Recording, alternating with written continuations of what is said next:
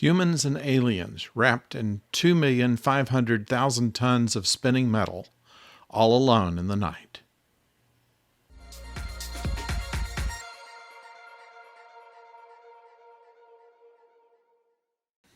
Hello out there, I'm the oldest nerd, and today in our series of What to Watch, we present to you Babylon 5. Now, Babylon 5 is a show that is probably one of my favorite science fiction TV programs of all time. And the reason is it has so much texture, so much real-worldness to its storytelling, and we'll explain how some of that came about. First of all, it started in 1994, syndicated by Warner Brothers, went for 5 years, 4 years with Warner Brothers, the fifth year on TNT, which is, of course, one of Warner's networks. But the way the program worked out was, in the words of J. Michael Straczynski, who was the producer and writer of the vast majority of the episodes, was that this would be kind of a novel that is laid out like a television series. Now, this is something that predates, of course, everything that we know about programs that have a continuing story arc. This is probably in scope similar to Game of Thrones, where they take a group of people and a situation and they go through multiple years as these people change, and some die and some rise in accordance with how a story that was planned before everything started happened.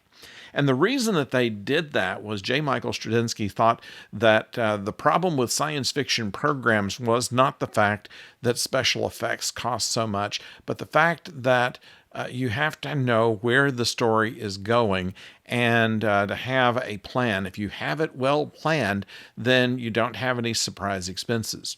And by putting it all on a space station, they have a regular place for us to meet everybody. All of the aliens and all of the other things that come about all happen on the same set of sets. Instead of having to build a planet every day, have a ship that goes somewhere and looks at strange new worlds, we bring the strange new worlds to us.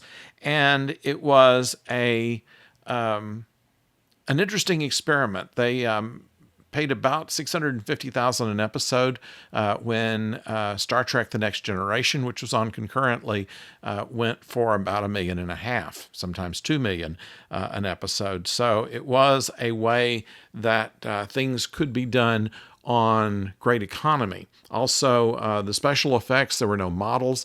It was all done on, at first, video toaster, and later, as the technology came, things that are not uncommon to those of us even who do videos like this. They were on the cutting edge of some of the digital editing techniques, although the show was shot on film, and they did have the foresight to record it in widescreen on 35 millimeter film, which gives them the opportunity to upgrade it, which they finally did just last year. The problem was the special effects were done in 480 standard definition, standard screen size, and early attempts in videos and other presentations to widen the screen and bring it into high definition showed just how badly some of the effect shots were. Now, recently, thanks to advances in digital graphics, they've been able to fix that in the latest. And right now, the show is showing on the new HBO Plus service, so it is worth seeing. But you almost have to see it from beginning to end in order for it to make any sense, because every season is a year that starts in 2257 and goes until 2262, and each year brings new challenges to the characters. The characters themselves, each one had a trapdoor in case the actors would not be able to be there for the full 5-year plan. There were ways where if an actor couldn't make it, that character would be dropped and then replaced by another character. They wouldn't have another actor, except in one occasion where the actor was heavily made up. You wouldn't be able to tell the difference between one person playing it and the other. But in every other sense, and there were some actors that could not continue through the entire 5 years, they were replaced by other characters. It's a clever way of doing it, and once again, does not create budgetary problems the way that many sci-fi shows do. Let's talk, though, about how they did this. He came up with the whole idea as to basically the human condition, and what if you took everybody that was squabbling, let's say that in the future, in the 23rd century as they have it set up, everybody has the same kind of personal and political problems as we do now. There's always the danger of going into dictatorship. There's always the danger of having race riots. There's always the danger of going to war. And all of these things were taken with the idea that Babylon 5 itself, a space station that's like 5 miles long and a mile wide, would be able to bring people together in order to settle their differences. At least that was the great experiment.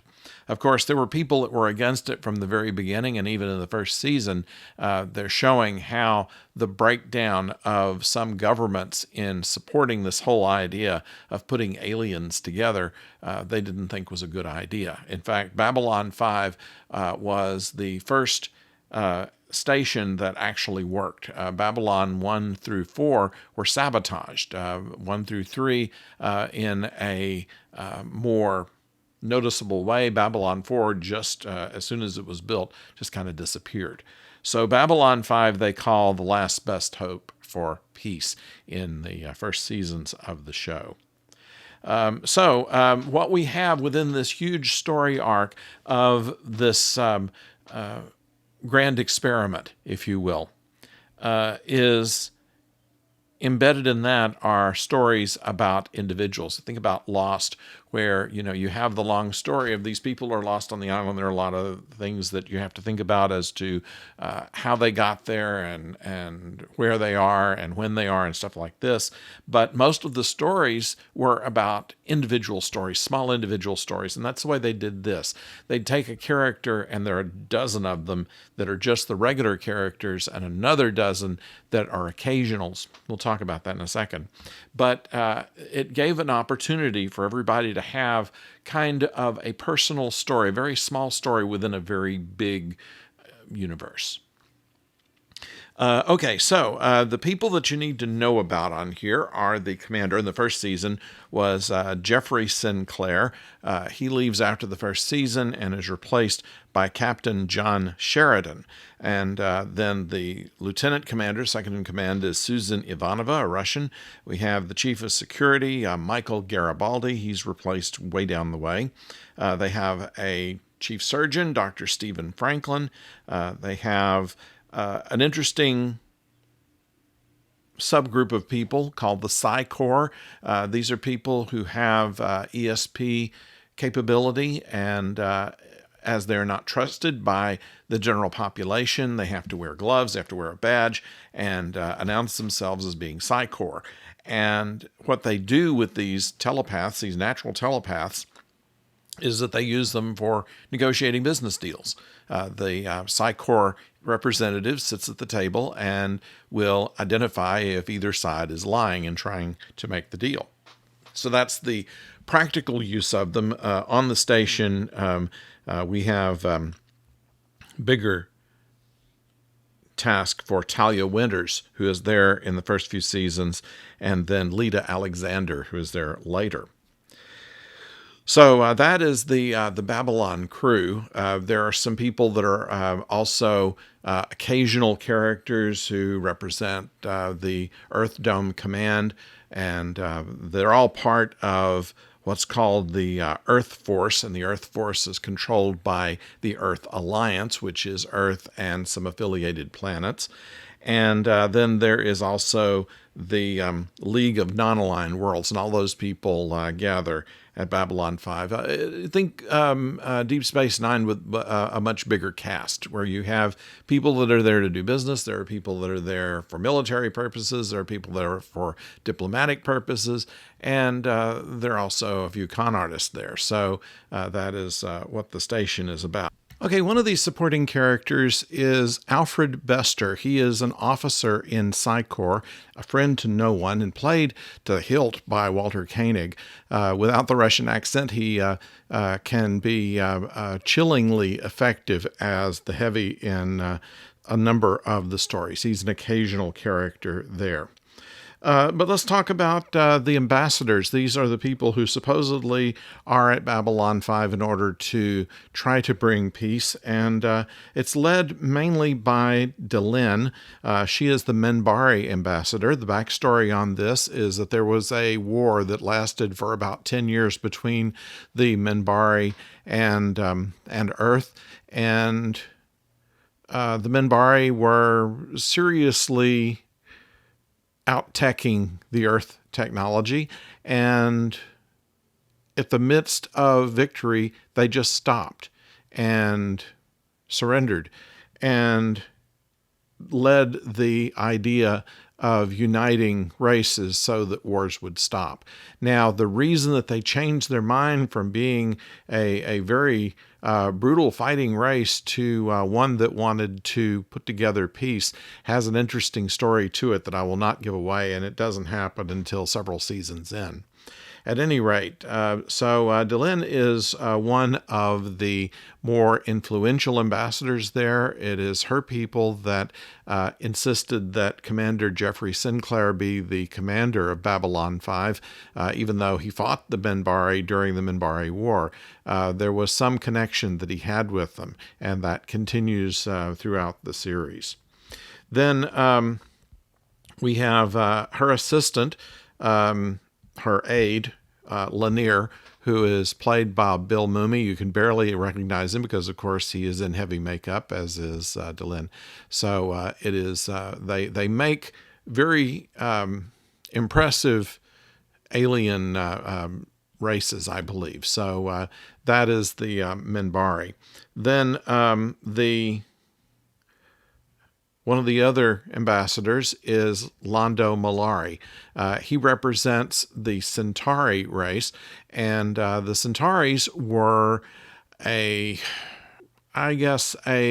people of excess, and they probably made the first contact with Earth from an alien species because they liked Earth's music and culture and trinkets that they could pick up. They were a grand society kind of in decline. They had colonies and things like this. They enslaved the Narn, which is another ambassador, G'Kar, representing the Narn. They recently found their independence from the Centauri, and Narn had his assistant, let's see, what was her name? Na'Toth. And they were kind of lizard-like people. I did mention Londo's assistant, who was Veer Kato. Veer, played by Stephen Furst, who was in Animal House as Flounder, who plays this role as the aide to Londo with great aplomb. I think that although he is one who appears to be a fish out of water, he grows during the course of the series, similar to Lennier. And in fact, he and Lennier seem to be friends from time to time. There are interesting scenes between the two of them. Then you have some of the air-breathing races, including Ambassador Kosh, who is never seen outside an environmental suit, which obscures what kind of being he is. We don't ever see him. But he is a major mover of the plot before too long. So what we have here is a huge cast and an opportunity through the course of over 100 episodes in order to find each of their stories. As you can tell, there's just a lot of stuff in this to go over. The story itself winds through, but does make sense once it gets to the end. The individual stories are compelling. The actors are brilliant. In fact, Londo, who we have shown, has this odd fantail-looking hairdo. And apparently it was accidental when the wardrobe department put a hairpiece on. They were supposed to comb it down, but then they liked the look of it, that it looked much more alien to have that. And so it became a matter of how long it was, had to deal with what your social strata was. So Veer had a much shorter fan than did Londo. Kind of interesting thing like that. So I highly recommend this. It's something that you're going to have to commit to, because at the very beginning it's a little chunky to get through, because we have to learn a lot of people and a lot of relationships. And frankly, Commander Sinclair is not as compelling a commander, but he is only there for the first season. And the real reason behind that was that the actor playing the part had some mental health issues, and as his character also did, it became very difficult for him to separate himself from the character, and asked to be let out of the show. And to say something about Straczynski's character, he did not release the reason for the casting change until after this actor passed away. At any rate, he was replaced with Captain John Sheridan, and they continued on. As I said earlier, everybody had a trapdoor in case there was the need to. One of the things, though, that they did on this was that there weren't going to be any children, there weren't going to be any cute robots, there wasn't going to be anything that was too far out of the realm of science, except faster than light travel, which there was a method to do it, a machine that helped make that possible. But the stories were very human stories, and very much on the matter of how people get along with each other on the minor and on the major stages. So I recommend this to you. It's taken a longer video to tell you about it, and it's a long show to watch. You're going to have to commit to it, but I think it'll be worth your time. That's Babylon 5. It's now on HBO Max. We recommend it. Meantime, I'd like to know if you've seen it or seen any part of it, what you thought about it, and let me know in the comments. And also, if you have not yet subscribed to the channel, please do so.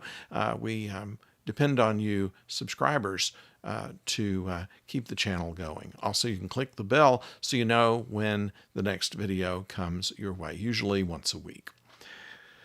So until next time, don't go far.